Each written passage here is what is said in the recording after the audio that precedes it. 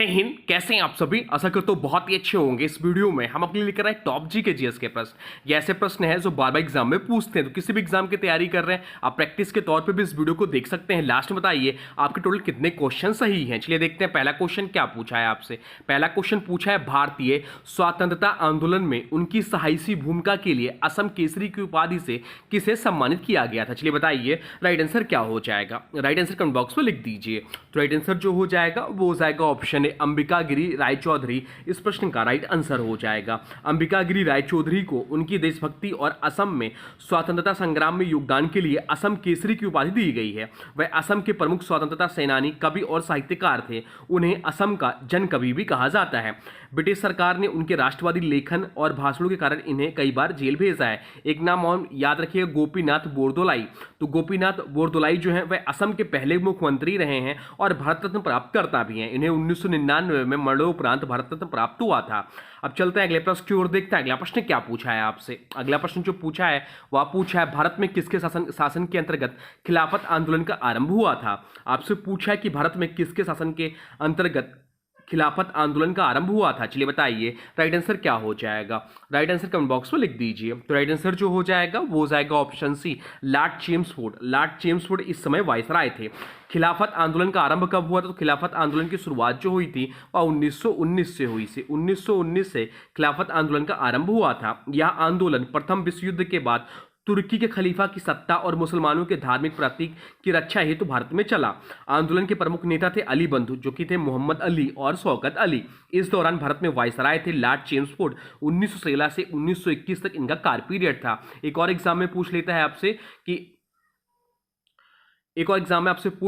जालियांवाला बाग हत्याकांड के समय वायसराय कौन थे। तो जालियांवाला बाग हत्याकांड के समय यही वायसराय थे लॉर्ड चेम्सफोर्ड, क्योंकि इनका शासनकाल था 1916 से 1921 के बीच में। और जालियांवाला बाग हत्याकांड जो हुआ था वह 1913 अप्रैल 1919 को हुआ था अमृतसर पंजाब में। अब चलते हैं अगले प्रश्न की ओर, देखते हैं अगला प्रश्न क्या पूछा है आपसे। अगला प्रश्न पूछा है अविश्वास प्रस्ताव किस सदन में लाया जाता है। आपसे पूछा है कि अविश्वास प्रस्ताव जो है किस सदन में लाया जाता है। चलिए बताइए राइट आंसर क्या हो जाएगा। राइट आंसर कमेंट बॉक्स में लिख दीजिए। तो राइट आंसर जो हो जाएगा वो हो जाएगा ऑप्शन बी लोकसभा में लाया जाता है अविश्वास प्रस्ताव। अविश्वास प्रस्ताव यानी कि नो कॉन्फिडेंस मोशन केवल लोकसभा में लाया जा सकता है। यह सरकार की सामूहिक जिम्मेदारी की परीक्षा का साधन है। यदि लोकसभा में बहुमत सदस्य सरकार पर अविश्वास व्यक्त करते हैं तो मंत्रिपरिषद को इस्तीफा देना पड़ता है। राज्यसभा में अविश्वास प्रस्ताव नहीं लाया जा सकता क्योंकि सरकार लोकसभा के प्रति उत्तरदायी होती है। अब चलते हैं अगले प्रश्न की ओर, देखते हैं अगला प्रश्न क्या पूछा है आपसे। अगला प्रश्न बहुत ज्यादा महत्वपूर्ण है, एग्जाम में पूछता है यह प्रश्न। भारत में राष्ट्रीय मानवाधिकार आयोग का मुख्यालय कहाँ है। आपसे पूछा है कि भारत में राष्ट्रीय मानवाधिकार आयोग का मुख्यालय कहाँ है। चलिए बताइए राइट आंसर क्या हो जाएगा। तो राइट आंसर हो जाएगा ऑप्शन डी नई दिल्ली में है। राष्ट्रीय मानवाधिकार आयोग की बात करें तो इसकी स्थापना जो हुई थी वह हुई थी 12 अक्टूबर 1993 को इसकी स्थापना हुई थी। राष्ट्रीय मानवाधिकार आयोग की स्थापना हुई थी। मानवाधिकार संरक्षण अधिनियम 1993 के तहत इसका मुख्यालय जो है वो आपका नई दिल्ली में है। न्यू दिल्ली में इसका मुख्यालय है और इसका उद्देश्य जो है इसकी स्थापना का नागरिकों के मानवाधिकारों की रक्षा और संवर्धन करना। इसके प्रथम अध्यक्ष थे न्यायमूर्ति रंगनाथ मिश्रा जी, इसके प्रथम अध्यक्ष थे। अब चलते हैं अगले प्रश्न की ओर, देखते हैं अगला प्रश्न क्या पूछा है आपसे। अगला प्रश्न जो पूछा है वह पूछा है कैश मेमोरी के बारे में निम्नलिखित में से कौन सा कथन गलत है। आपसे पूछा कि कैश मेमोरी के बारे में निम्नलिखित में से कौन सा कथन गलत है, यह आपसे पूछा है। चलिए बताइए राइट आंसर क्या हो जाएगा। तो कैश मेमोरी सीपीयू के अंदर या निकट स्थित होती है, तो यह सही हो जाएगा क्योंकि कैश मेमोरी जो है सीपीयू के अंदर या उसके पास स्थित होती है। यह सही है, ऑप्शन बी दिया हुआ। यह बार बार उपयोग किए जाने वाले डेटा को संग्रहित करती है और ताकि तेजी से पुनः प्राप्ति हो सके, तो यह भी सही है। कैश मेमोरी जो होती है या मुख्य मेमोरी से तेज होती है, तो कैश मेमोरी जो होती है मुख्य मेमोरी रैम से तेज होती है, यह भी सही है। और ऑप्शन डी जो दिया हुआ है कैश मेमोरी सेकेंडरी स्टोरेज का एक रूप है, लेकिन यह सेकेंडरी स्टोरेज जैसे हार्ड डिस्क एसएसडी का रूप नहीं है बल्कि प्राइमरी मेमोरी का हिस्सा मानी जाती है। तो इसलिए ऑप्शन डी इस प्रश्न का राइट आंसर हो जाएगा, जो कि गलत है निम्नलिखित में से। अब चलते हैं अगले प्रश्न की ओर, देखते हैं अगला प्रश्न क्या पूछा है आपसे। अगला प्रश्न जो पूछा है वह पूछा है यूनेस्को विश्व धरोहर स्थल काकतीय रुद्रेश्वर मंदिर भारत के निम्नलिखित में से किस राज्य में स्थित है। आपसे पूछा कि काकतीय रुद्रेश्वर मंदिर जो है भारत के किस राज्य में स्थित है। चलिए बताइए राइट आंसर क्या हो जाएगा। तो राइट आंसर जो हो जाएगा वो हो जाएगा ऑप्शन डी तेलंगाना में स्थित है। काकतीय रुद्रेश्वर मंदिर, जिसे रामप्पा मंदिर भी कहते हैं, तेलंगाना के मुलुगु जिले पालमपेट गांव में स्थित है। इसका निर्माण 1213 ईस्वी में काकतीय वंश के राजा गणपति देव के समय हुआ था। यह मंदिर रामलिंगेश्वर स्वामी यानी कि भगवान शिव को समर्पित है। 2021 में यूनेस्को ने इसे विश्व धरोहर स्थल घोषित किया। अब चलते हैं अगले प्रश्न की ओर, देखते हैं अगला प्रश्न क्या पूछा है आपसे। अगला प्रश्न जो पूछा है वह पूछा है मानव विकास सूचकांक 2025 में भारत की रैंकिंग क्या रही। आपसे पूछा है कि मानव विकास सूचकांक 2025 में भारत की रैंकिंग क्या रही। चलिए बताइए राइट आंसर क्या हो जाएगा। राइट आंसर कमेंट बॉक्स में लिख दीजिए। तो राइट आंसर जो हो जाएगा वो जाएगा ऑप्शन बी 130 रही। मानव विकास सूचकांक में भारत की रैंकिंग जो रही है वह 130 रही है। चलिए मानव विकास सूचकांक के बारे में महत्वपूर्ण प्रश्नों को देख लेते हैं जो आपके एग्जाम में पूछता है। तो मानव विकास सूचकांक की अवधारणा सबसे पहले 1990 में आई। इसे संयुक्त राष्ट्र विकास कार्यक्रम UNDP द्वारा प्रकाशित किया जाता है। SDI यानी कि ह्यूमन डेवलपमेंट इंडेक्स का प्रतिपादन महबूब उल हक पाकिस्तान और अमृत सेन भारत ने किया था, जो कि भारत के हैं, और महबूब उल हक जो पाकिस्तान से। SDI की गणना में 3 मुख्य घटक शामिल हैं, स्वास्थ्य, शिक्षा और आय।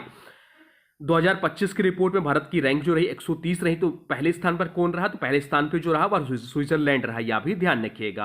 अब चलते हैं अगले प्रश्न की ओर, देखते हैं अगला प्रश्न क्या पूछा है आपसे। अगला प्रश्न पूछा है सिंधु घाटी सभ्यता का धौलावीरा स्थल निम्नलिखित में से किस कार्य के लिए जाना जाता है। चलिए बताइए राइट आंसर क्या हो जाएगा। तो राइट आंसर जो हो जाएगा वो हो जाएगा ऑप्शन बी, जल संरक्षण प्रणाली के लिए जाना जाता है। धौलावीरा जो कि गुजरात के कच्छ जिले में स्थित है, सिंधु घाटी सभ्यता का एक प्रमुख नगर था। यह विशेष रूप से अपनी उन्नत जल संरक्षण और प्रबंधन प्रणाली के लिए प्रसिद्ध है। या विशाल जलाशय, नहरें और जल निकासी व्यवस्था विकसित की गई थी। धौलावीरा को 2021 में यूनेस्को विश्व धरोहर स्थल का दर्जा मिला है। अब चलते हैं अगले प्रश्न की ओर, देखते हैं अगला प्रश्न क्या पूछा है आपसे।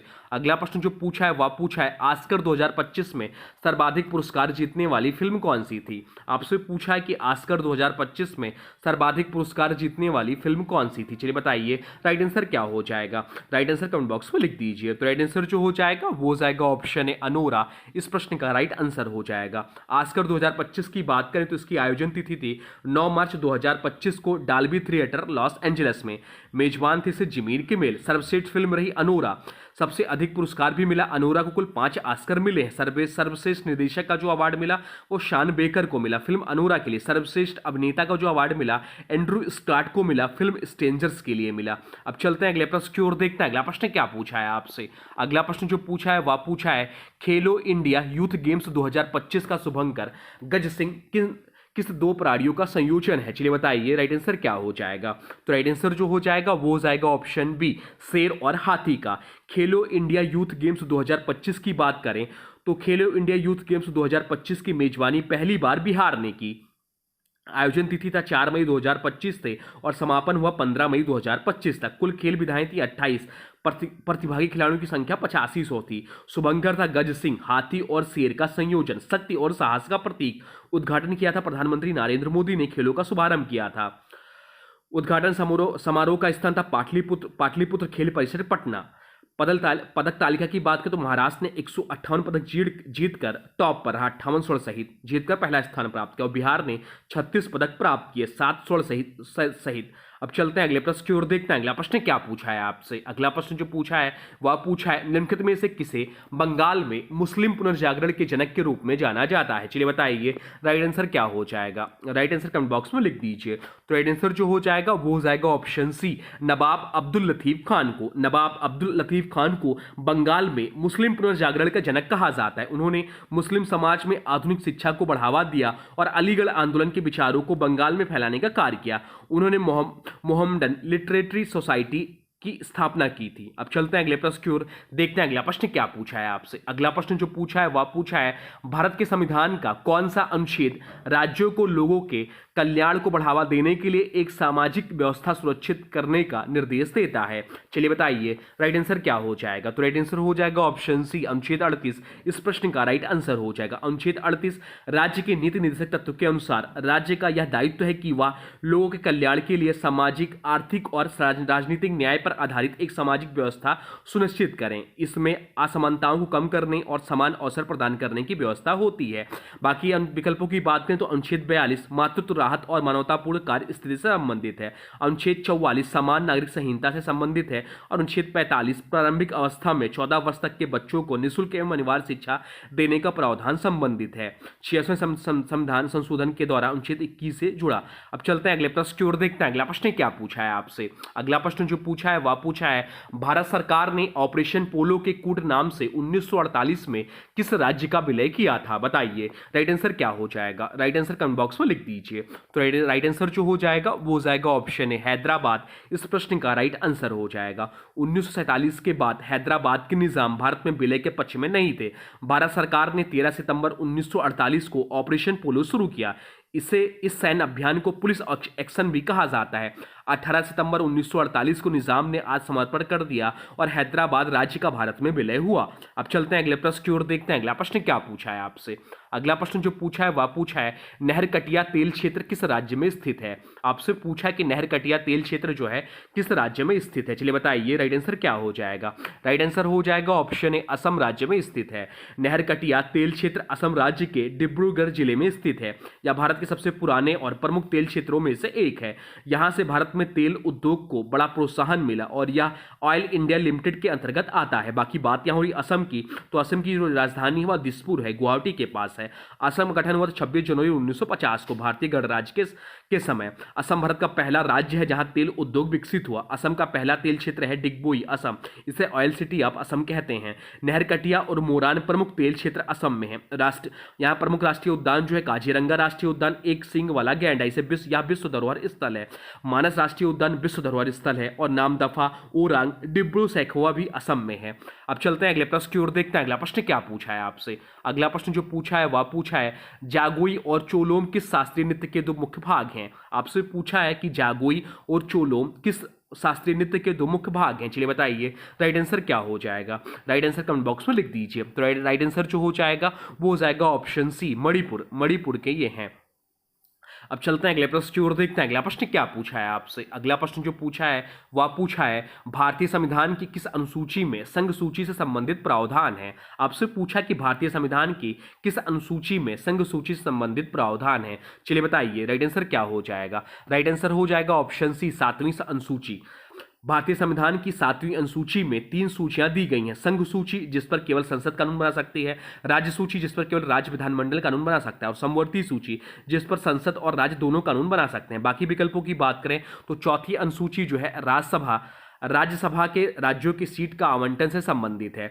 9वीं अनुसूची जो है या भूमि सुधार व अन्य कानूनों को न्यायिक समीक्षा की संरक्षण से है। और 10वीं अनुसूची की बात करें तो दल बदल विरोधी कानून से संबंधित है। क्या दल बदल विरोधी कानून से संबंधित है। अब चलते हैं अगले प्रश्न की ओर, देखते हैं अगला प्रश्न क्या पूछा है आपसे।